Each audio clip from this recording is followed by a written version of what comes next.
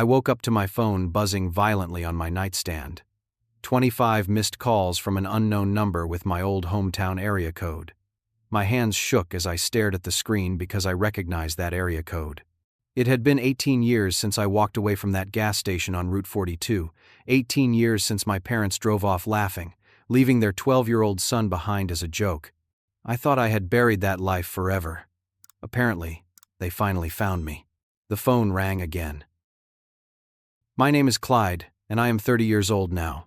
I live in Portland, Oregon, in a small but beautiful craftsman house with original hardwood floors and a garden where I grow tomatoes and basil in the summer. I work as an architect for a respected firm downtown, designing sustainable community centers and affordable housing projects. My fiancée, Grace, teaches 3rd grade at an elementary school 6 blocks from our house. We adopted a rescue dog named Copper, who sleeps at the foot of our bed every night. By most measures, I have built a good life. A life I am proud of. A life that feels solid and real. But that phone call threatened to crack the foundation I spent 18 years building. I need to take you back to understand why those 25 missed calls felt like a fist closing around my throat. I need to tell you about that day at the gas station, and about the people who were supposed to be my parents. Todd and Susan were always the kind of people who thought cruelty was funny if you called it a joke. Growing up, they had a pattern of what they called pranks. They would hide my school backpack on picture day, so I would be late and miss the photo. They would lock me out of the house for hours in the winter, telling me through the window that I needed to learn problem-solving skills. Once they told my entire 8th grade class at a birthday party that I still wet the bed, which I did not, but the rumor followed me for years. When I cried or got angry, they would laugh and say I was too sensitive, that I could not take a joke, that the world would eat me alive if I did not toughen up. I learned to stay quiet. I learned to make myself small. That summer when I was 12, we took a road trip from our home in Reno, Nevada, to visit Todd's brother in Salt Lake City. The drive was long and hot, the air conditioning in our old sedan barely working. Susan sat in the passenger seat filing her nails. Todd drove with one hand, the other holding a gas station coffee that had gone cold hours ago. I sat in the back, reading a book I had borrowed from the library, trying to disappear into the pages. Around hour 4, we stopped at a gas station on Route 42, one of those lonely stretches of desert highway where civilization feels like a memory. The building was small and sun-bleached, with 2 pumps out front and a flickering neon sign that said "Open." A few semi-trucks idled in the parking lot, their drivers probably sleeping in their cabs. Todd pulled up to the pump and turned around to look at me. He had this smile on his face, the kind that made my stomach hurt because I knew something bad was coming. "Clyde, run inside and grab us some snacks. Get yourself whatever you want. Here is a 20. He handed me the bill, still smiling. I took the money and climbed out of the car, grateful for the chance to stretch my legs. Inside, the gas station was cold and smelled like burnt coffee and cleaning solution. An older woman stood behind the counter, probably in her 60s, with gray hair pulled back in a bun and kind eyes. Her name tag said Margaret. I grabbed 3 bags of chips, some beef jerky, a couple of candy bars, and 3 bottles of water. Margaret rang me up, making small talk about the heat outside, asking if I was on a road trip. I told her yes, we were heading to Utah. She smiled and told me to stay safe, that the desert was no joke in July. When I walked out of the gas station, our car was gone. At first, I thought they had pulled around to the other side of the building. I walked the perimeter, scanning the parking lot. Nothing. I stood there holding the plastic bag of snacks. Confusion turning slowly into panic. I waited 5 minutes. Then 10. Then 15. Maybe they went down the road to get actual food, I told myself. Maybe they are coming back. An hour passed. Then 2. The sun climbed higher, the heat pressing down like a weight. I sat on the curb near the entrance, the bag of snacks beside me, my mouth dry. I kept watching the road, expecting to see our sedan appear, expecting Todd to pull up laughing and saying they just went to get lunch, that I should have seen my face. But they did not come. After 4 hours, Margaret came outside. She sat down on the curb next to me, her knees cracking as she lowered herself down. "Honey, are you okay?" she asked gently. I could not answer. My throat felt tight, my eyes burning. I shook my head. "Where are your parents?" "I do not know," I whispered. She took me inside, let me use the phone behind the counter. I called home. No answer. I called my mom's cell phone. Straight to voicemail. I tried my dad's phone. Same thing. Margaret gave me a bottle of cold water and a granola bar. She told me it would be okay, that we would figure it out. Her voice was calm, steady, and for the first time that day, I felt like maybe I was not completely alone. I finally called my Aunt Carol, my mom's older sister who lived in Sacramento. Carol and Susan did not talk much. They had some kind of falling out years ago that nobody explained to me. But Carol had always been nice to me on the rare occasions I saw her at family gatherings. She would slip me $20 and tell me to buy myself something fun, something my parents would not approve of. When Carol answered and I told her what happened, there was a long silence on the other end of the line. "Stay right there," she said, her voice shaking with something I would later recognize as fury. "Do not move. I'm coming to get you." She drove through the night, 6 hours straight, and arrived at that gas station at 2 a.m. I had fallen asleep in the back office on a cot Margaret set up for me. When Carol walked in, she pulled me into a hug so tight I could barely breathe. She smelled like lavender and safety. Margaret told her everything. Carol tried calling Todd and Susan repeatedly. Finally, around 3 a.m, Susan answered. I could hear her voice through the phone, distant and bright. Carol put it on speaker. "Oh, Carol, relax. We were just teaching him a little independence. Let's see how long it takes him to figure it out. It is a joke. He is fine, is he not?" Carol's face went white, then red. "You left your 12-year-old son at a gas station in the middle of the desert for over 12 hours, and you think this is funny?" Susan laughed. Actually laughed. "He is with you now, is he not? Problem solved. We will pick him up in a few days when we are back from Utah." "No," Carol said, her voice like steel. "You will not. He is staying with me." And that was it. Carol took me home to Sacramento. She enrolled me in school, bought me clothes, gave me my own bedroom with a window that looked out at a maple tree. She fought for legal custody, and Todd and Susan did not contest it. They signed the papers without argument, without even asking to say goodbye to me. Here is the thing that haunted me for 18 years. After that day, they never called. Not once. No birthday calls, no Christmas cards, no apology letters. They simply let me go, as if I had never existed. As if leaving me at that gas station had been the perfect excuse to be done with the inconvenience of raising a child. Carol became my real mother. She showed me what love actually looked like. She came to every school event, helped me with homework, taught me how to cook spaghetti and how to change a tire. When I got accepted to college, she cried happy tears. When she walked me down the aisle at my college graduation, she whispered, "I am so proud of you." She died 5 years ago, from a sudden heart attack. I still miss her every single day. And now, 18 years after that gas station, 25 missed calls from an unknown number with a Reno area code. I sat there staring at my phone, my coffee growing cold on the nightstand, and I knew with absolute certainty that Todd and Susan were on the other end of those calls. The question was, why now? I sat in my home office for 20 minutes, just staring at that phone number. Grace had already left for work. Copper was asleep on his bed in the corner, and the house was quiet, except for the ticking of the clock on the wall. My hands felt cold, despite the warm summer morning outside. Finally, I called back. The phone rang twice before someone picked up. "Clyde? Oh, honey. Oh, my goodness. We have been trying so hard to find you." My mother's voice poured through the speaker, bright and cheerful and achingly familiar. It was like being 12 again, hearing her laugh as she drove away from that gas station. I could not speak. My throat closed up. "Clyde? Are you there? Oh, sweetie, it is so good to hear from you. We have missed you so much." Missed me. The word felt like a slap. I forced myself to breathe, to focus. "Why are you calling?" My voice came out flat, emotionless. "Well, we have been looking for you for years, honey. We tried so hard to find you after you went to live with Carol, but she never told us where you were. We respected that. We thought maybe you needed space. But oh, Clyde, it has been so hard not knowing how you were doing." The lie was so smooth, so practiced, that for a moment I almost believed it. Almost. "What do you want?" I asked. There was a pause.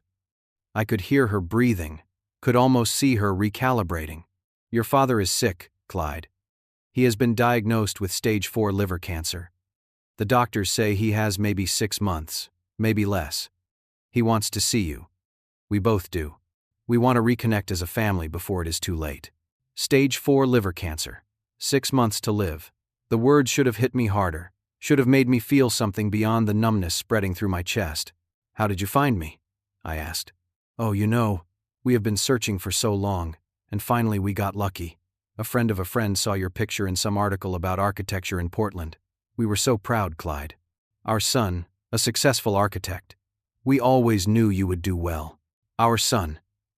As if they had any right to claim me. Susan kept talking, filling the silence I left hanging. We are still in Reno, still in the same house. Your father asks about you all the time. He regrets what happened, Clyde. We both do. We were young and stupid and we made terrible mistakes. But family is family, honey. You only get one. And we would love the chance to make things right before it is too late. I closed my eyes. Part of me wanted to hang up, to block the number, to pretend this call never happened. But another part of me, the 12-year-old boy who waited on that curb for his parents to come back, needed to know why. Why then? Why never? Why now? I need time to think, I said. Of course. Take all the time you need. But please, Clyde, do not take too long. Time is something your father does not have much of anymore. We are at the same address, same phone number. We will be waiting. She gave me the address, as if I could ever forget. The house where I grew up, where I learned to make myself invisible, where every day felt like walking on broken glass. After we hung up, I sat in my office for an hour, not moving, just staring at the wall. When Grace came home that afternoon, she found me still sitting there. Clyde? What happened? I had never told Grace the full story. She knew I was raised by my aunt, that my parents were not in the picture, but I always kept the details vague. The shame of being left behind, of being so unlovable that your own parents drove away laughing, was not something I liked to revisit. But now I told her everything. About the gas station, about the years of cruel jokes, about the 18 years of silence, about the phone call this morning, and the dying father and the invitation to come home. Grace listened, her hand over her mouth, tears streaming down her face. When I finished, she pulled me into her arms and held me for a long time. That is the most horrible thing I have ever heard, she whispered. I am so sorry. I am so sorry. I do not know what to do, I admitted. She pulled back, looked at me seriously. Clyde, can I ask you something? What if they really did come back for you that day? What if they drove back to the gas station, and you were already gone with Carol? What if this has been a terrible misunderstanding for 18 years? The question hit me like cold water. I had never considered that possibility. I had always assumed they left me there on purpose, that they never came back, that they were relieved when Carol took me. But what if Grace was right? What if they did come back and I was already gone? What if they tried to find me and Carol hid me from them? What if they spent 18 years thinking I hated them, that I wanted nothing to do with them? The seed of doubt took root. Maybe they deserved a chance to explain. Maybe I owed it to myself to hear their side, to get closure, to understand what really happened that day. Over the next 3 days, Susan called 4 more times. Each voicemail was more desperate than the last. Clyde, your father is asking about you. He wants to see you so badly. Please, honey, we do not have much time. Come home. I know we made mistakes, but we love you. We have always loved you. Grace saw how the calls were eating at me. On the 3rd night, she sat me down at the kitchen table. Go, she said simply. You will never have peace until you do. Go see them. Get your answers. Find out what really happened. And then you can decide what to do next. She was right. I needed closure. I needed to look them in the eye and hear them explain why they left me, why they never called, why now after all these years. I booked a flight to Reno for the following week. I took a week off work, telling my boss I had a family emergency. I did not tell Todd and Susan I was coming. I wanted to see the situation for myself first, to observe before engaging. The flight was 2 hours. I barely remember it. My mind was somewhere else, caught between past and present, between the 12-year-old boy on that curb and the 30-year-old man flying toward the people who abandoned him. I landed in Reno on a Tuesday afternoon. The desert heat hit me as soon as I stepped off the plane, dry and oppressive. I rented a car and drove through the city, watching familiar landmarks pass by. The downtown casinos, the Riverwalk, the strip malls and fast food restaurants, nothing had changed. Everything looked exactly as I remembered. I drove to the old neighborhood, my heart pounding harder with each turn. And then I was there, parked across the street from the house where I grew up. Same beige paint, peeling now in places. Same broken fence I used to climb when I was little. Same dying lawn that Todd never watered. I sat in the rental car for an hour, just watching. Around 4 in the afternoon, the front door opened, and my father walked out to get the mail. Todd looked older, his hair completely gray now, his shoulders slightly stooped, but he moved fine. He walked to the mailbox at the end of the driveway, pulled out a stack of envelopes, flipped through them casually. He did not look like a man with stage 4 cancer. He did not look like a man with 6 months to live. Suspicion crept up my spine, cold and sharp, but I pushed it down. Maybe he was having a good day. Maybe the treatment was working. Maybe I was looking for reasons not to trust them. I got out of the car and walked across the street. My legs felt heavy, like I was moving through water. I climbed the 3 steps to the front porch. The wood was rotting in places. I knocked on the door. Footsteps inside. The door opened. Susan stood there, older but still recognizable. Her blonde hair was shorter now, streaked with gray. She had put on weight, her face rounder than I remembered. But her eyes were the same, sharp and calculating, and always assessing. She gasped, dramatically, one hand flying to her chest. "Clyde. Oh my God, Clyde." She pulled me into a hug before I could react, her arms tight around me. I stood stiff, not returning the embrace. She smelled like cigarettes and cheap floral perfume. She pulled back, her eyes shining with tears that looked almost real. "Todd! Todd! Come here! Clyde is here!" My father appeared from the living room. He stopped when he saw me, something unreadable crossing his face. Not joy, not relief. Something else. Something that made my stomach turn. Come in," Susan said, pulling me inside by the arm. The house smelled stale, like old cigarette smoke and unwashed laundry. The furniture was the same, worn and dated. Dishes were piled in the sink. Newspapers and magazines covered the coffee table. We sat in the living room, an awkward triangle. Susan perched on the edge of the couch, Todd in his recliner, me in the old armchair that used to swallow me when I was small. Susan made coffee, her hands fluttering nervously. She asked about my flight, about Portland, about my job. I gave short answers, keeping my distance, watching them both carefully. Todd sat quietly, his hands folded in his lap, looking at me with that same unreadable expression. The coffee was terrible, burnt and bitter. I held the mug but did not drink. "So," I said finally, "you wanted to talk." Susan and Todd exchanged a glance. Something passed between them, some silent communication. Susan set down her mug and leaned forward. "Clyde, we need to be honest with you about why we really called you here." My grip tightened on the mug. Todd spoke for the first time, his voice rougher than I remembered, worn by years of smoking. "I do not have cancer." The words hung in the air. I stared at him. Susan jumped in quickly. "We lied. I know that sounds terrible, but we lied because we knew you would never come otherwise. And Clyde, we need your help.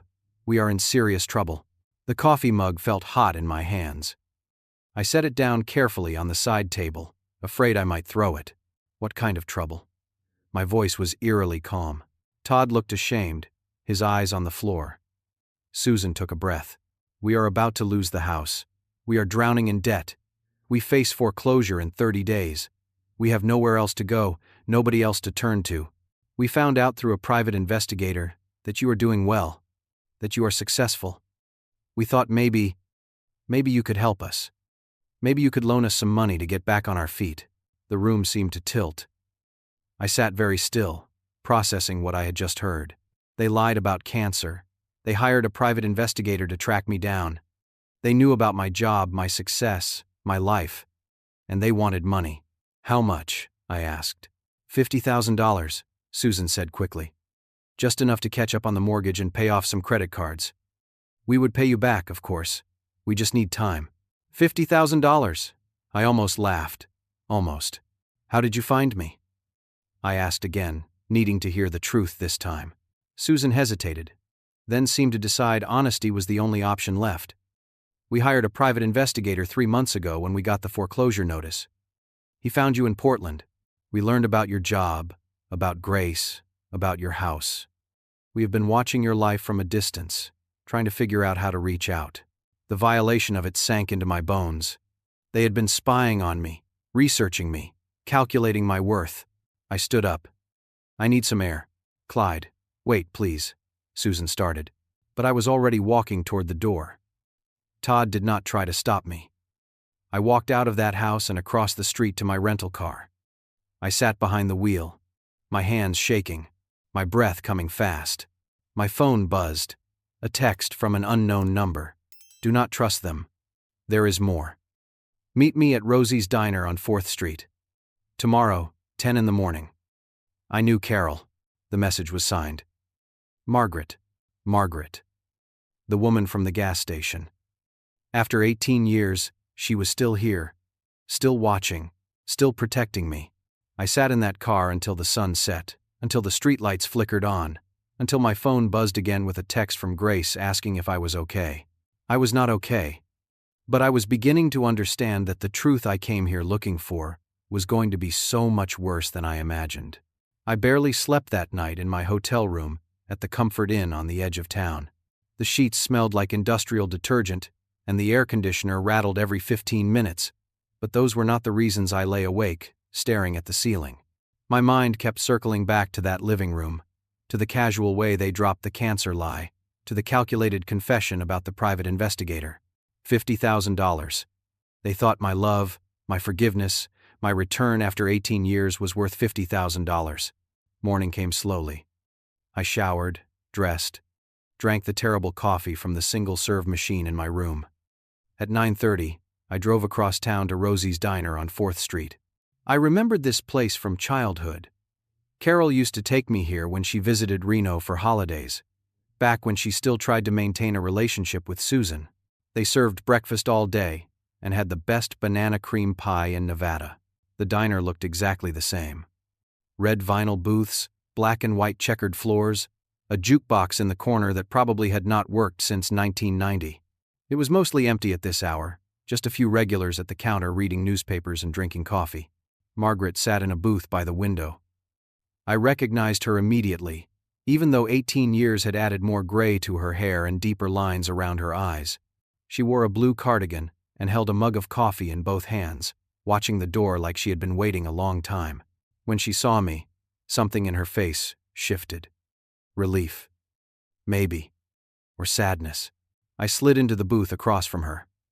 A waitress appeared, poured me coffee without asking, and disappeared again. Clyde, Margaret said softly. You look so much like Carol. You have her eyes. The mention of Carol's name hit me harder than I expected. You stayed in touch with her? We became friends after that day. She would call me sometimes, update me on how you were doing. She was so proud of you. Margaret's eyes glistened. I was so sorry to hear about her passing. She was one of the good ones. We sat in silence for a moment, both holding our coffee mugs like anchors. You said there was more I should know, I prompted gently. Margaret nodded.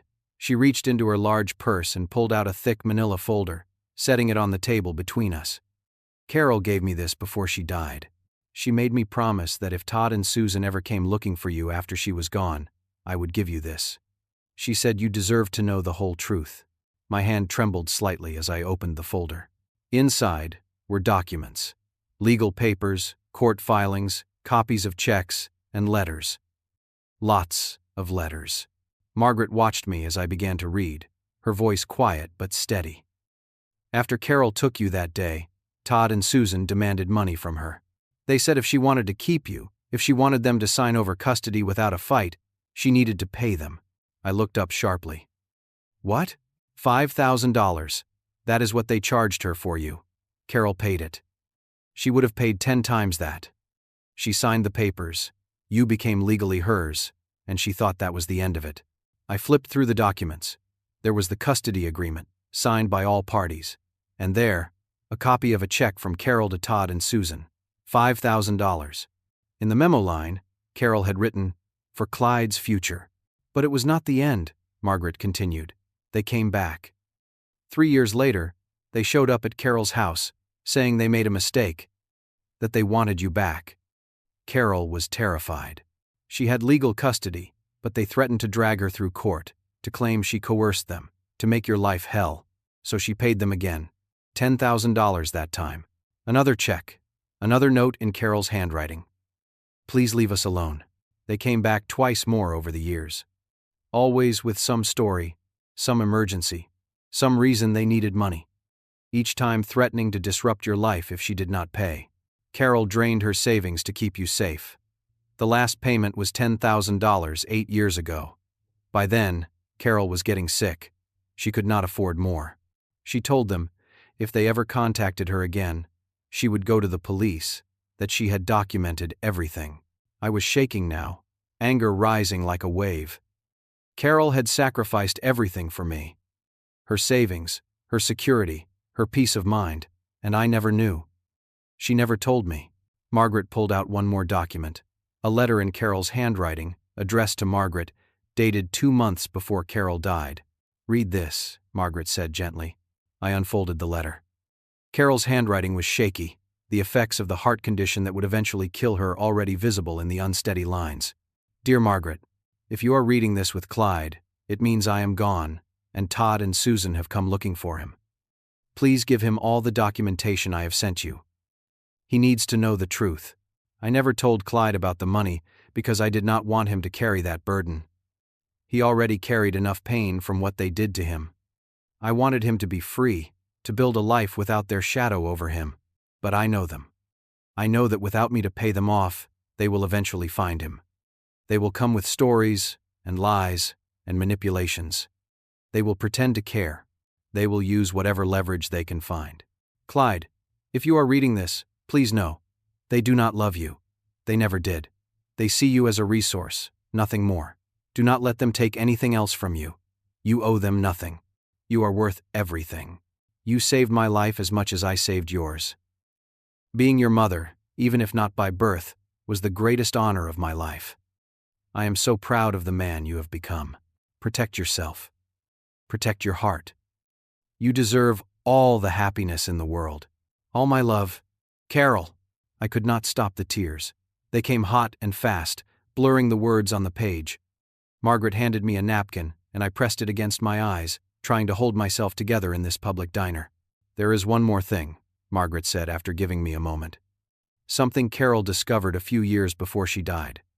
Something she thought you should know if they ever came back." I looked up at her, not sure I could handle anything more.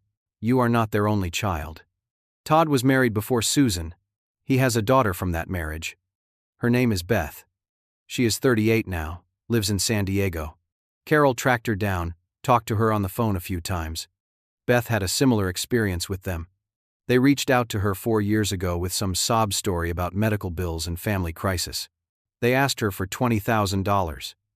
Beth refused and cut off all contact. Carol wanted you to know you were not alone in this, that their pattern goes back further than just you. A sister. I had a sister I never knew existed." Margaret pulled out a piece of paper with a phone number written on it. "This is Beth's number. Carol got her permission to pass it along if the time ever came. Beth knows about you. She said if you ever want to talk, she is willing." I took the paper, folded it carefully, and put it in my wallet. We sat there for another hour while Margaret told me stories about Carol, about their friendship, about the times Carol called her crying because she was so scared of losing me to those people. Margaret had been a witness to the whole sad story, a guardian I never knew I had. When I finally left the diner, I sat in my rental car in the parking lot and called Beth. My hand shook as I dialed. She answered on the third ring. "Hello? Hi. My name is Clyde. I think we might be related." There was a sharp intake of breath. "Oh my God. You are Todd's son. Carol told me about you years ago. I have been hoping you would call. We talked for 2 hours in that parking lot." Beth told me her story. Her mother divorced Todd when Beth was 6 because of his gambling and lying. She grew up rarely seeing him. When she turned 34 and had some success as a real estate agent, Todd and Susan suddenly appeared in her life with a medical emergency story. They needed money for surgery, they said.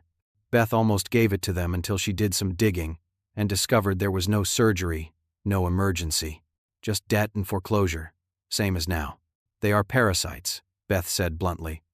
I know that sounds harsh. They are our parents. But they are parasites. You do not negotiate with parasites. You cut them off. And you make sure they cannot do it to anyone else. I do not know if I can just walk away, I admitted. Part of me needs them to understand what they did. Part of me needs to confront them. Then confront them, Beth said. But do it on your terms. Do not let them manipulate you. And Clyde? I have your back. Whatever you need. After we hung up, I sat there until the sun started setting, painting the desert sky in shades of orange and red. I thought about Carol, about the sacrifices she made, about the life she gave me. I thought about Beth, about the sister I never knew I had, about the pattern of destruction Todd and Susan left in their wake. And I thought about that 12-year-old boy sitting on a curb at a gas station, waiting for people who were never coming back. That boy deserved justice. Carol deserved justice. Beth deserved justice. It was time to stop being the victim. It was time to fight back. That evening, I went back to Todd and Susan's house. I did not call ahead. I just showed up at 7 in the evening with the folder Margaret had given me tucked under my arm. I walked up those rotting porch steps and opened the front door without knocking. They were in the living room watching television, some reality show about house flipping playing at high volume. Susan looked up startled. Clyde, we did not know you were coming back. We thought maybe you left already. We need to talk, I said. My voice was steady, calm. I felt strangely centered, like I had finally found solid ground after years of standing on shifting sand. Todd muted the television. They both turned to face me, uncertainty creeping into their expressions. I sat down in the same armchair as before, set the folder on my lap, and looked at them both. I met with Margaret yesterday, I began. The woman from the gas station. She kept in touch with Carol all these years. Carol left me some things before she died. Documents, letters, evidence. I saw Susan's face go pale. Todd's jaw tightened. I know about the money, I continued. All of it. The $5,000 you charged Carol to sign over custody. The $10,000, 3 years later. The payments every few years when you needed cash. I know you extorted her for 18 years. I know you drained her savings while she was trying to raise me, to give me a good life. Clyde, that is not what happened, Susan started, but I held up my hand. Do not lie to me anymore. I have copies of the checks. I have Carol's documentation. I have her letter explaining everything. The room went very quiet. Even the television, muted, seemed to fade into the background. Why? I asked. And my voice cracked slightly on that word. Why did you do it? Why did you leave me there? Why did you see me as nothing more than a paycheck? Todd finally spoke, his voice low and rough. We were not ready to be parents. We never were. When Carol took you, it felt like a relief. Like we had been let off the hook. And then when she fought for custody, we figured if we were going to lose you anyway, we might as well get something out of it. The honesty of it, the brutal, casual cruelty, took my breath away. Susan jumped in, trying to soften it. We were young, Clyde. We made mistakes. We were struggling financially, and Carol had money, and we just thought. You thought what? That I was a commodity? That you could sell me, and then keep coming back for more whenever you needed cash? Susan looked away. Todd stared at his hands. Tell me about that day, I said. The gas station. Tell me the truth about what happened. They exchanged a look. I could see them calculating, trying to figure out how much I already knew, how much they could still spin. Tell me the truth or I walk out that door and you never see me again, I said flatly. Susan took a breath. We drove around for a little while. Maybe 20 minutes. We were laughing about the prank, about how you were probably panicking. Todd said we should get lunch first, make you wait a little longer. So we went to this diner about 10 miles down the road. We had burgers and fries, Todd added, his voice hollow. We took our time. We thought it would be funny to make you wait a few hours. We thought you would be mad, but you would get over it. When we got back, you were gone," Susan continued. "The woman at the gas station, Margaret. She said you had left with your aunt. We were angry at first. We called Carol, and she told us she was keeping you, that she was going to fight for custody. We yelled at each other, said terrible things. And then what?" I pressed. Todd cleared his throat. "And then Susan said maybe it was for the best. We were tired of being parents. We were tired of the responsibility. When Carol offered to take you permanently, it felt like a way out." "You mean when Carol paid you to stay away?" I corrected. They did not argue. "Did you ever think about me?" I asked quietly. "In 18 years, did you ever wonder how I was doing? Did you ever regret what you did?" Susan opened her mouth, closed it. She looked at Todd. He looked at the floor. The silence was my answer. "We are your parents," Susan finally said, her voice taking on that manipulative edge I remembered from childhood. "We made mistakes, terrible mistakes, but we are still your parents. You are doing well now. You turned out fine. Better than fine. And now, we need help. Family helps family. That is what you do." Something inside me snapped. Not loudly, not dramatically. Just a quiet, clean break, like a thread pulled until it finally gives way. "You are not my family," I said. "Carol was my family. Margaret was more family in one day than you were in 12 years. You are strangers who share my DNA. That does not make you family." "Clyde, please," Susan started. "I am not giving you money," I said. "I am not saving your house. I am not bailing you out. You made your choices. You sold your son. You extorted a woman who showed me real love. You have to live with those consequences." I stood up. Susan stood too, desperation creeping into her voice. "If you walk out that door, we will make your life hell. We will contest Carol's adoption. We will sue you for emotional damages for abandoning us. We will call your job, your fiancé. We will tell everyone who will listen that you are a heartless son who let his parents become homeless." I almost smiled. I pulled out my phone and showed her the screen. A recording app had been running the entire conversation. "Go ahead and try," I said calmly.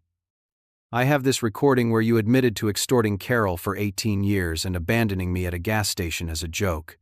I have 18 years of documentation. I have witnesses including Margaret and my half-sister Beth, who you also tried to extort 4 years ago. And I have a lawyer friend who would be thrilled to hear all about this." Todd's face went white. Susan's mouth opened and closed like a fish. "You have a choice," I continued. "You leave me alone. You never contact me again. You never try to reach out to Grace or anyone in my life. And in return, I do not go to the press with this story. I do not file charges for extortion. I let you live your lives and deal with your own mess." "You would really do that?" Susan whispered. "You would really let us lose everything?" "You did not hesitate to let me lose everything when I was 12 years old," I said. "You do not get to ask me for mercy now." I walked to the door. Todd finally spoke, his voice breaking. "I am sorry. For what it is worth, I am sorry." I stopped, my hand on the doorknob. I did not turn around. "It is not worth anything," I said. "But maybe that is something you will have to learn to live with." I walked out of that house for the second time in my life. This time, I did not look back. The next morning, I was supposed to fly back to Portland. My rental car was packed, my hotel room checked out of, my boarding pass downloaded on my phone. But something kept me in Reno one more day. I needed to see Margaret again. I needed to close this circle properly. I drove back to that gas station on Route 42. It was still there, still sun-bleached and lonely, though it had changed owners at some point.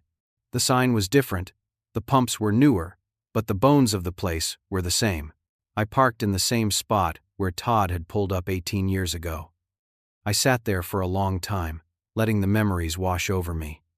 The fear, the confusion, the slow dawning realization that they were not coming back.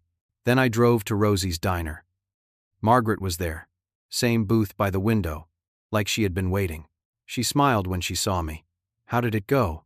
I told her everything, about the confrontation, about the recording, about walking away.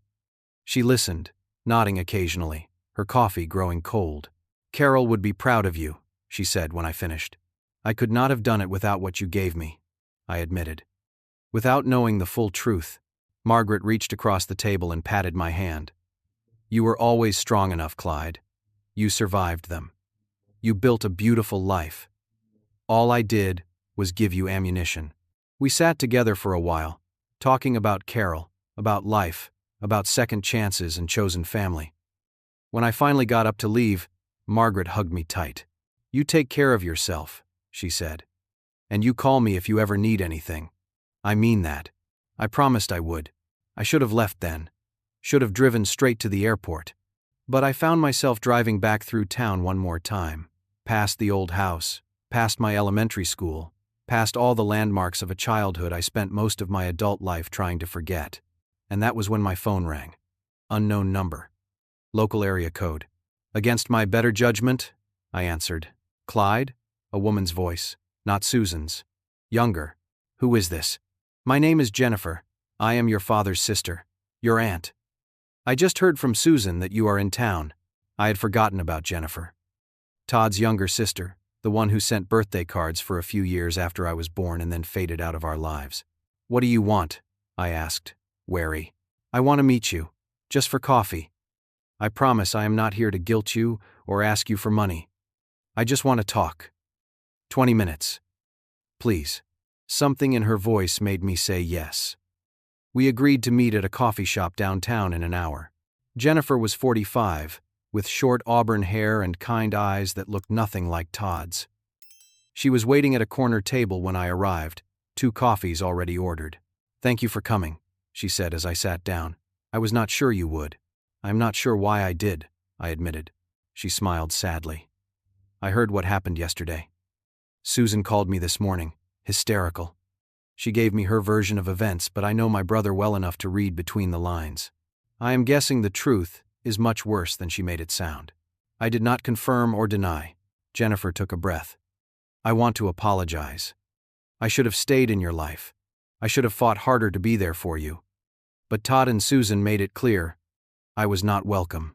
They said I was interfering, that I was judgmental. Eventually, I gave up.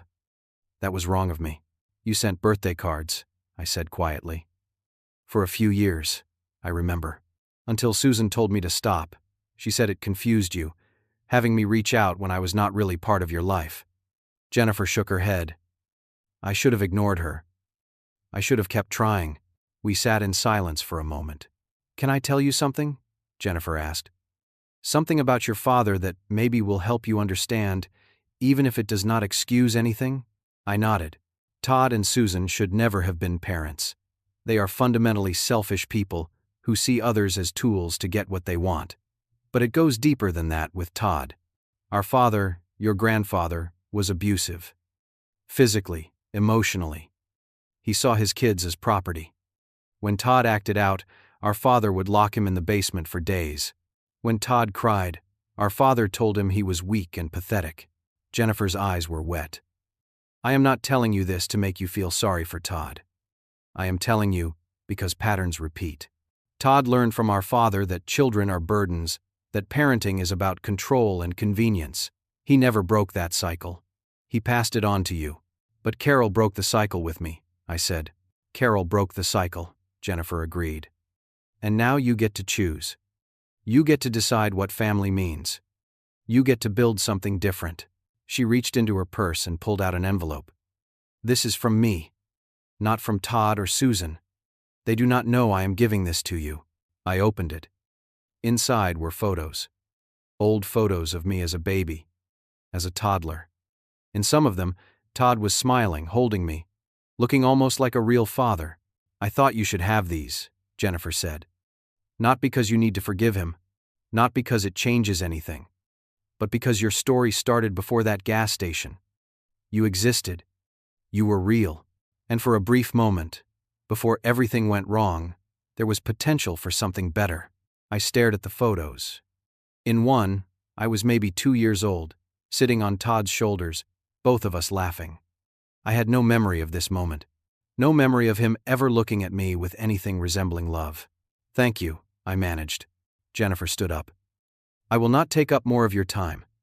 But Clyde, If you ever want to talk, if you ever need anything, I am here. I know I failed you once. I would like the chance not to fail you again." She left her phone number on a napkin and walked out of the coffee shop. I sat there for a long time, looking at those photos, trying to reconcile the smiling father in the pictures with the man who left his son at a gas station. Trying to understand how someone could have a moment of love and then choose cruelty anyway. Maybe there was no understanding it. Maybe some people were just broken in ways that could not be fixed. I put the photos back in the envelope and put the envelope in my bag. Maybe someday I would want to look at them again. Maybe someday they would mean something. But not today. Today, I needed to go home. To Grace. To Copper. To the life I built from nothing. As I drove to the airport, my phone rang one more time. Susan. I let it ring. I did not answer. I never would again. At the gate, waiting for my flight to board, I texted Beth. "It is done." I confronted them. "I am going home," she texted back immediately. "Proud of you. Call me when you land. You are not alone in this." And as I boarded the plane and watched Reno disappear beneath the clouds, I realized she was right. I was not alone. I had never been alone. I had Carol. I had Margaret. I had Beth. I had Grace. I had people who chose me, who fought for me, who loved me not because of blood, but because of who I was. That was family. Everything else was just biology. I got home to Portland late that night. Grace was waiting up for me, curled on the couch with Copper, watching a cooking show on low volume. When I walked through the door, she stood up and just held me. We did not speak for a long time. She just held me while Copper circled our legs, whining with happiness that I was home. Finally, Grace pulled back and looked at my face, searching. "Are you okay?" "I am getting there," I said honestly. Over the next few days, I told her everything. About Margaret and the documents, about the extortion, about the confrontation, about Jennifer and the photos. Grace listened to all of it, her hand in mine, occasionally crying, occasionally furious on my behalf. "What do you need?" she asked when I finished. "What would help?" "Time," I said. "Just time to process it all." She gave me that time. She also gave me space to grieve, because that is what I was doing. Grieving the parents I never had, the childhood I lost, the innocence that was taken from me that day at the gas station. But grief was not the only thing I felt. There was also relief. Relief that I finally knew the full truth. Relief that I had stood up to them. Relief that I was free. Work helped. I threw myself into a new project at the firm, designing a community center for a low-income neighborhood in North Portland. The work was meaningful, tangible. I could see the blueprints taking shape. Could imagine the families who would use this space, the kids who would play basketball in the gym, the seniors who would take art classes in the studio. I was building something good, something that would last, something that mattered. Beth and I talked on the phone every few days. She told me about her life in San Diego, about her partner Marcus, about her work in real estate. We discovered we had similar tastes in movies, both loved hiking, both had an irrational fear of moths. We made plans for her to visit Portland in a few months. "I always wanted a sibling," Beth admitted during one call. "I used to imagine having a brother or sister who would understand what it was like growing up with Todd. And now I have you." "Now you have me," I agreed. 3 weeks after I returned from Reno, a letter arrived. My address. No return address, postmarked from Nevada. I almost threw it away, unopened. But something made me open it. It was from Susan. 3 pages, handwritten. The letter started with apologies. She was sorry, so sorry. She had made terrible mistakes. She understood if I never forgave her. But then, halfway through the second page, the tone shifted. She was disappointed in me, she wrote. She had raised me, given me life, and this was how I repaid her. I was ungrateful. I was cruel. I was abandoning my own parents in their time of need. The final page was a plea. They were going to lose the house. They had nowhere to go. Could I please reconsider? Could I please help them? Just this once. They would never ask again. I read the letter twice. Then I tore it into small pieces and threw it in the recycling bin. Grace found me standing in the kitchen, staring at the bin. "Another letter?" she asked gently. I nodded. "What are you going to do?" "Nothing," I said. I am going to do nothing. They made their choices. They have to live with the consequences. Grace hugged me from behind, resting her chin on my shoulder. I love you. You know that, right? I know, I said. And I did. I knew I was loved, really loved, not conditionally, not transactionally, but fully and completely. That weekend, Grace and I drove out to the cemetery where Carol was buried. I had not been in a few months. We brought flowers, white lilies, Carol's favorite. I knelt by her headstone and told her everything. About Reno, about the confrontation, about the documents Margaret gave me, about Beth. I thanked her for protecting me, for sacrificing so much, for showing me what real love looked like. I hope I made you proud, I said quietly. Grace knelt beside me. She would be so proud of you, Clyde. How could she not be? Look at the man you became. Look at the life you built. That is her legacy. We sat there for a while in the quiet afternoon, the sun warm on our backs, the grass green and soft beneath us. On the drive home, Grace brought up something we had been discussing before the phone calls from Reno interrupted our lives. Have you thought any more about the wedding date? She asked. We had been engaged for a year, planning a small ceremony for the following summer. But with everything that happened, we had put the planning on hold. I have been thinking, I said slowly, that maybe we should move it up. Maybe we should not wait. Life is short and unpredictable, and I do not want to waste any more time. Grace smiled. That beautiful smile that made me fall in love with her 5 years ago, when we met at a mutual friend's barbecue, and spent 3 hours talking about architecture and books, and whether pineapple belonged on pizza. I do not want to wait either, she said. So we moved the wedding up. We planned it for October, just 4 months away. Small ceremony in our backyard, close friends and family only. Beth would fly up, Margaret promised to come, Jennifer asked if she could attend, and I surprised myself by saying yes.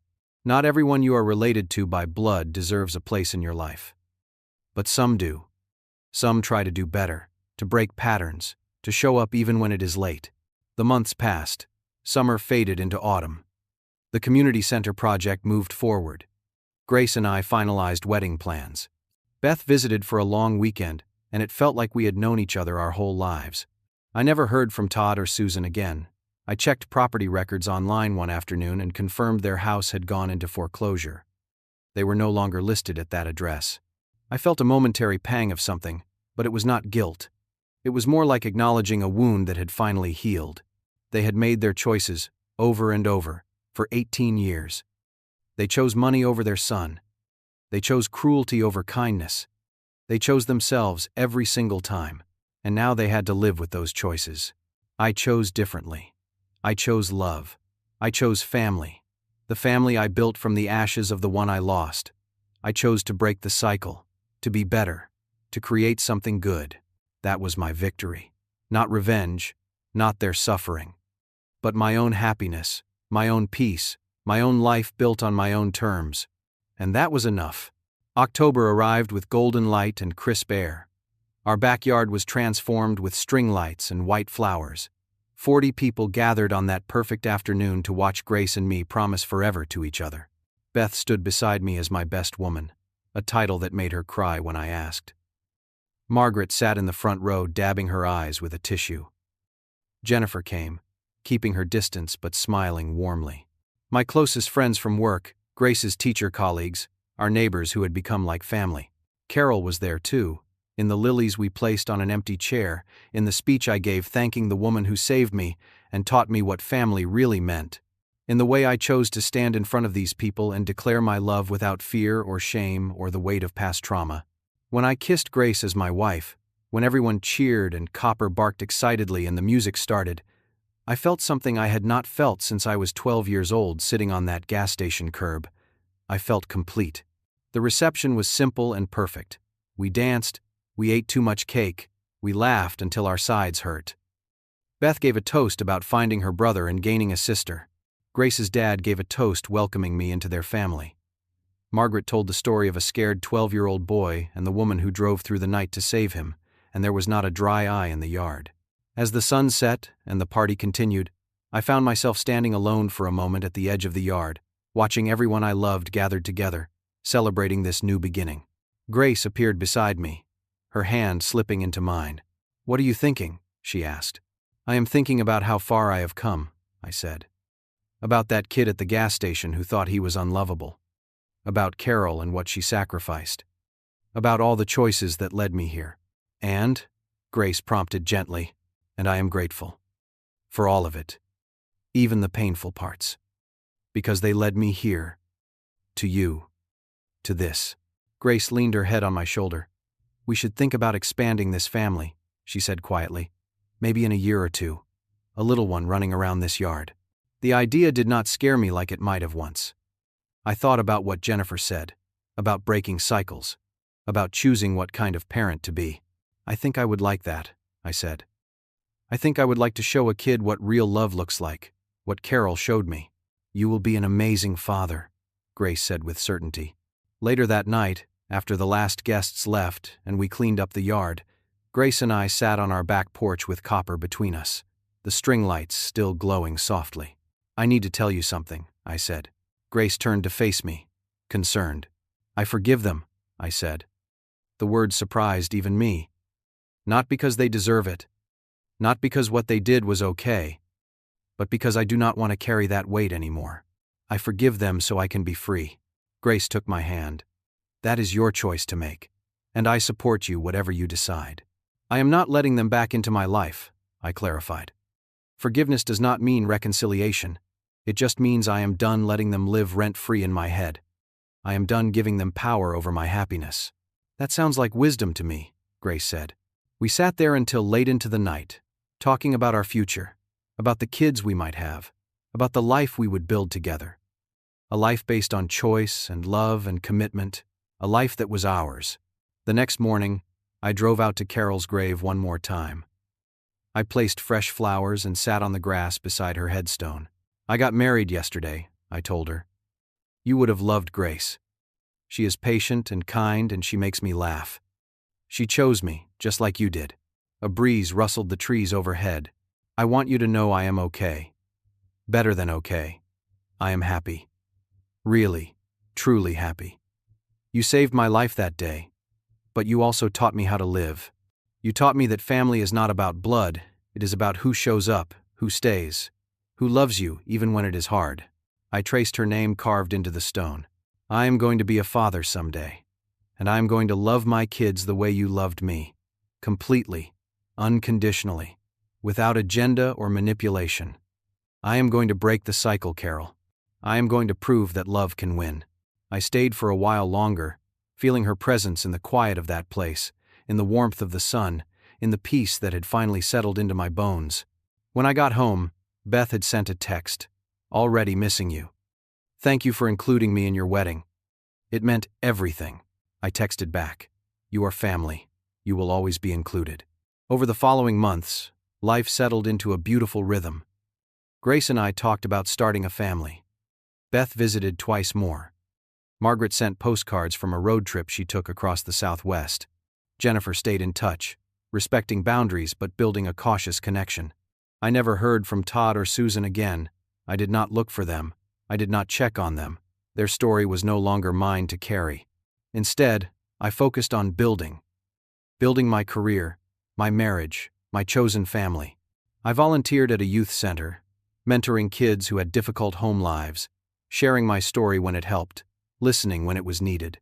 One boy, 14 years old, told me his parents made him feel invisible. "You are not invisible," I told him. "You are here. You matter. And sometimes the people who are supposed to love us are too broken to do it right. But that does not mean you are unlovable. It means they are incapable. And that is not on you," he cried. And I let him, because I remembered being that age and thinking I was the problem, that I was too much or not enough or somehow fundamentally undeserving of love. A year after the wedding, Grace and I stood in our bathroom, holding a positive pregnancy test, crying happy tears and calling Beth immediately to tell her she was going to be an aunt. When our daughter was born the following spring, we named her Carol Marie. And when I held her for the first time, tiny and perfect and utterly dependent, I made her a promise. "I will always come back for you. I will always show up. I will always make sure you know you are loved. You will never wonder where you stand with me." You will never doubt your worth. You are my daughter. And that means something. That means everything. Grace watched us with tears streaming down her face. She is perfect, she whispered. She is everything, I agreed. Raising Carol was both healing and terrifying. Every decision felt weighted with the knowledge of how badly parenting could go wrong. But Grace kept me grounded, reminding me that awareness was half the battle, that choosing to do better was the other half. On Carol's first birthday, we had a small party in our backyard. Beth flew up with Marcus. Margaret came, older now but still sharp and kind. Jennifer came with her wife. All the people who had chosen us, who had shown up, who had proven that family was built, not born. As I watched my daughter smash her face into her first birthday cake, covered in frosting and giggling, I thought about that 12-year-old boy at the gas station one more time. I wished I could go back and tell him, "You are going to be okay. Better than okay. You are going to build something beautiful from this pain. You are going to choose love over fear. You are going to break the cycle. You are going to prove that you deserved better all along." And 22 years after being left at that gas station, I finally believed it. I deserved better. I always had. The difference was, I stopped waiting for the people who abandoned me to realize it. I realized it myself. And I built a life that reflected that truth. That was the real ending. Not them losing their house, not them suffering, but me finding peace. Me building a family. Me becoming the kind of person I needed when I was young. That was justice. That was healing. That was victory. Now, let me ask you something. Have you ever had to choose between forgiving someone who hurt you and holding on to anger for your own protection? Have you ever had to redefine what family means to you? Have you ever had to break a cycle that was handed down through generations? I would love to hear your thoughts in the comments. Your story might help someone else who is struggling with similar pain. If this story touched you, if it made you think about your own relationships and choices, please consider hitting that like button. It helps more people find these stories. And if you want to hear more stories about resilience, about breaking cycles, about finding your own path when the one you were given is broken, please subscribe. Share this with someone who might need to hear it. Someone who is struggling to understand that sometimes walking away is the bravest thing you can do. Thank you for listening to my story. Thank you for being here. I hope you find the courage to choose love, to build the family you deserve, and to know that your worth is not determined by the people who failed to see it. You are enough. You have always been enough. Take care of yourselves, and remember, family is not just about who you are born to. It is about who shows up, who stays, who loves you for who you are, not for what you can give them. Choose your people wisely, love them fiercely, and never settle for less than you deserve.